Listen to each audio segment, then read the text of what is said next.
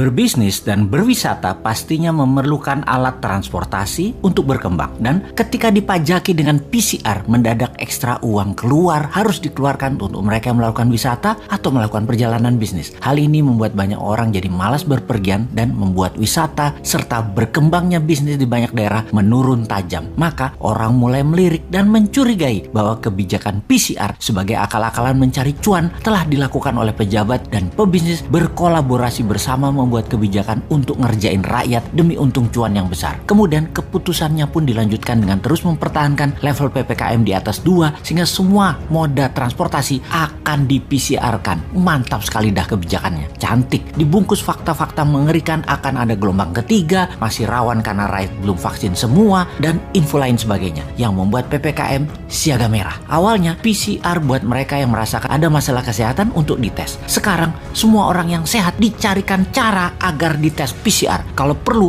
anak sekolah, penumpang ojek, naik bus, naik angkot, bajai semua harus menunjukkan hasil tes PCR. PCR menjadi kewajiban seperti vaksin. Vaksin gratis oleh pemerintah, tapi PCR bayar. Bayar ke swasta yang isinya adalah perusahaan milik pejabat berkuasa yang serba bisa tersebut. Sehingga kesimpulannya adalah it's not about pandemic, it's about demand and supply. Pertama-tama kita ucapkan terima kasih kepada majalah Tempo yang secara khusus menulis artikel Kongsi Pencari Rezeki. Sejumlah laboratorium tes PCR milik politikus dan konglomerat meraup untung saat pandemi COVID-19.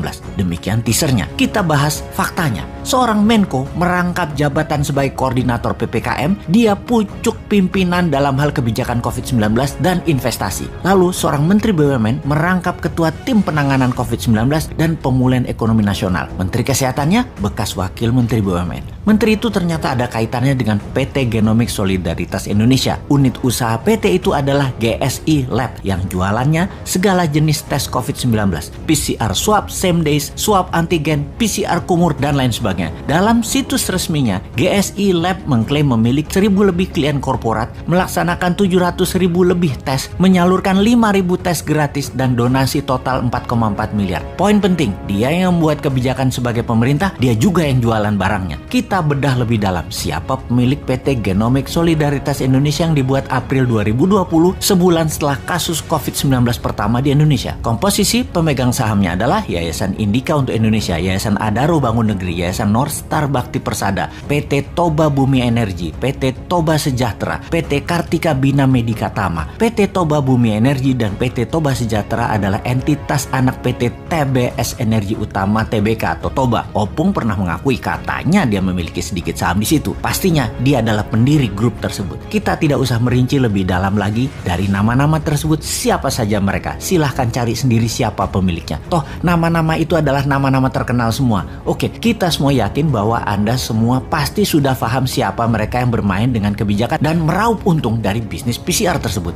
Itu semua jelas bisnis. Badan hukumnya saja PT. Tujuan PT adalah satu, yaitu laba. Ingat, bukan masalah orang dilarang berbisnis, tapi lihat dulu posisi siapa yang berbisnis. Sangat tidak bermoral menjadikan jabatan publik sebagai pintu masuk untuk berbisnis, memanfaatkan masa pandemi yang menyusahkan rakyat untuk menumpuk cuan. Di sisi lain, masyarakat berusaha dijejali dengan segudang prestasi seperti Indonesia menjadi pemimpin G20 atau prestasi apapun juga agar informasi benar yang memanfaatkan jabatan dan peraturan yang memaksa rakyat jadi pasar tidak ada yang peduli dan dianggap salah. Kita kembali ke intinya. Bisnis tes PCR ini adalah skandal di pemerintahan saat ini yang sangat memalukan. Sayangnya, menyeret hal ini untuk menjadi perkara hukum sepanjang pemimpin tertingginya masih polos seperti saat ini sangatlah sulit. Jadi, ya mari kita berpikir bagaimana caranya agar kekuatan moral masyarakat tersadarkan. Bukan menganggap informasi seperti ini adalah nyinyir anti pemimpin yang sangat baik dan berprestasi tadi. Bukan, tetapi masyarakat harus sadar dan membangun kekuatan bagaimana membendung kuasa-kuasa jahat yang selalu berhasil bersembunyi di balik wajah baik itu.